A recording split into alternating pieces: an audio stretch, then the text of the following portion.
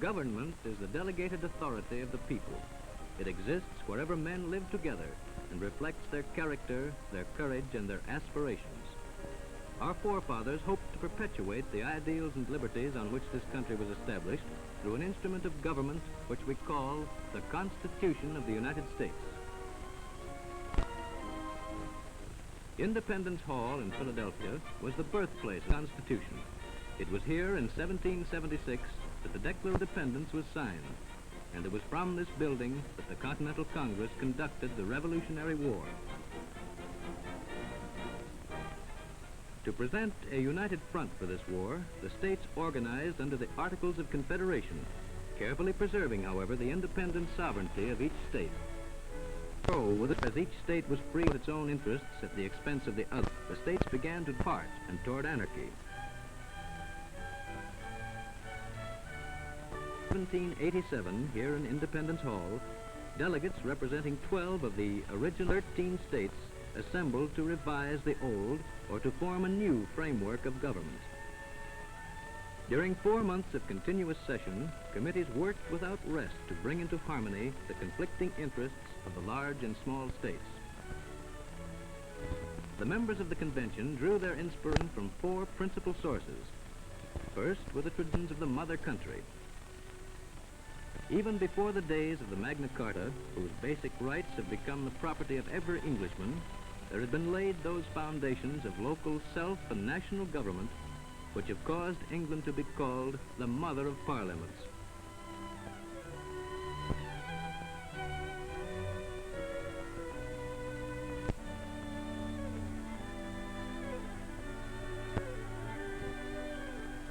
Second, they had for their pattern the royal charters of the early settlers and the basic laws which they drew up under them to govern themselves in the New World.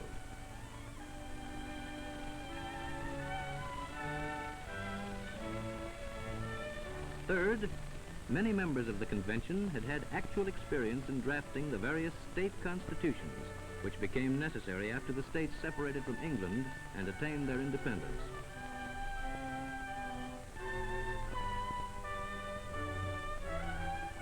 And fourth, the founders of our government were influenced by the spirit of their times, for our revolution was part of a world revolution.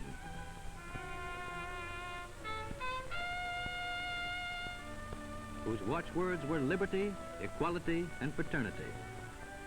Out of the turmoil of these times, a French philosopher, Montesquieu, published a book on the spirit of the laws.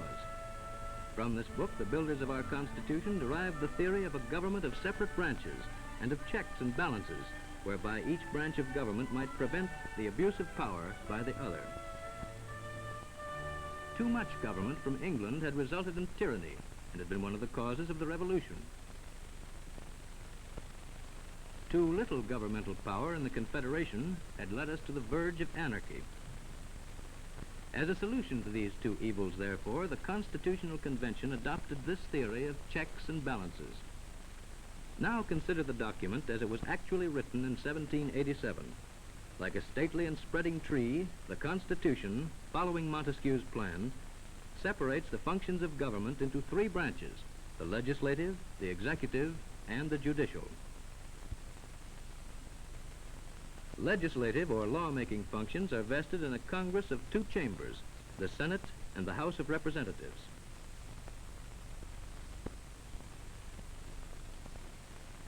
To the Senate come 2 members from each state, so that here all states, both large and small, are equally represented.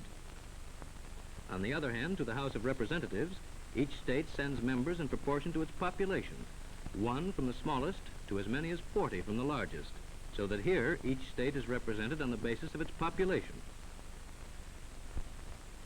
Congress was given power to levy taxes, to coin and manage money, to control citizenship, to regulate commerce, to declare war and maintain armed force rights,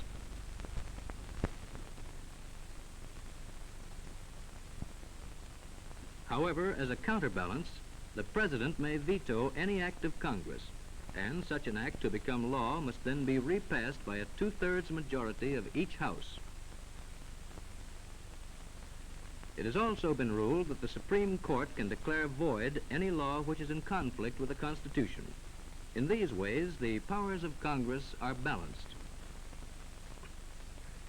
The executive or law enforcing functions are vested in the President and in the various departments which function under him.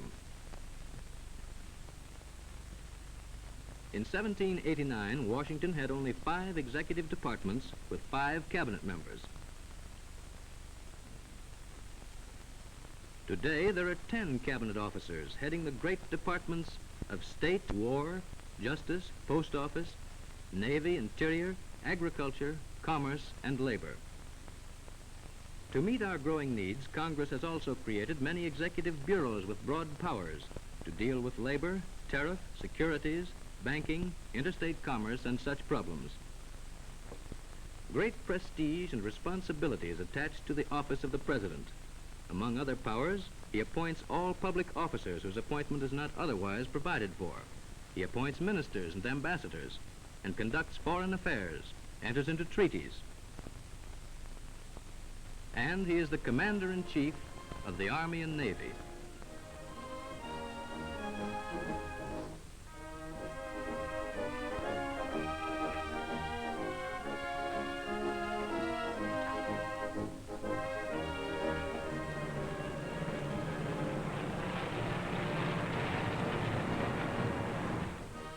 To check these powers, the Constitution makes it necessary for the President to rely on Congress for funds on which to operate.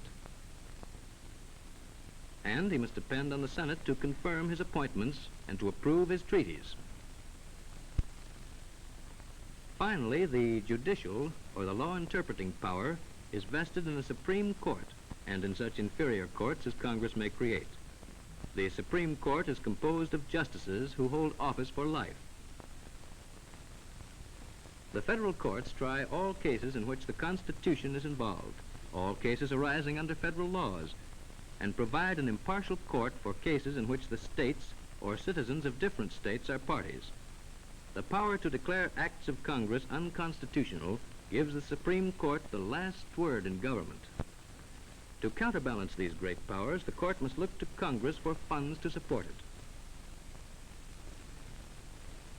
while the President fills all vacancies as they occur. The Constitutional Convention completed its labors on September 7th, 1787. For nearly 3 years, the merits of the Constitution were debated in town, village, and crossroads store. Madison and others wrote the Federalist to explain its provisions. To secure the support of those who feared a strong central government, 10 amendments promised, guaranteeing, among other things, free worship, free speech, free assembly, due process of law, and trial by jury. Other amendments have been added since, but none change the fundamental plan of the Constitution. The Constitution itself is short. It can be read aloud in 20 minutes. Rather than enumerating a code of laws, it outlines a framework and a philosophy of government.